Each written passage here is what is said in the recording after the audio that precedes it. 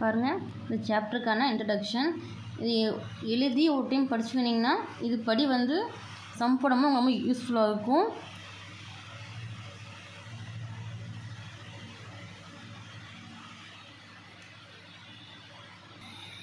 திசையிலி பெருக்கமும் புள்ளி பெருக்கமும் பார்த்திங்கன்னா அங்கே திசையிலி பெருக்கம், புள்ளி பெருக்கம், வெக்டர் பெருக்கம், குறுக்கு பெருக்கம். சரிங்களா?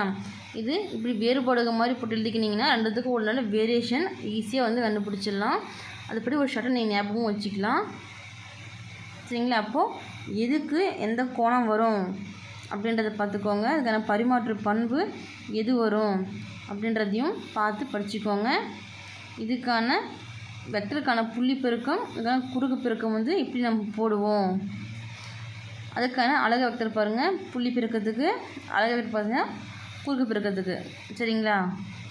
எழுதி ஒன்ஸ் பார்த்துட்டிங்கன்னா இதுபடி எந்த மாடல் சம் கொடுத்தாலையும் போடுறதுக்கு யூஸ்ஃபுல்லாக இருக்கும். இது இம்பார்ட்டன்ட் பாருங்கள். இது எந்த மாதிரி நம்ம மாற்றுறோம் இந்த டேபிளேஷனில் அப்படின்றத வந்து தனித்தனியாக கொடுத்துருக்கேன். ஸோ இதை பேஸ் பண்ணி இந்த ஃபார்முலாஸ் எப்படி மாறுது, திசையிலி பெருக்கத்துக்கும் வெக்டர் பெருக்கத்துக்கும் உள்ள வேறுபாடு பார்த்துக்கோங்க.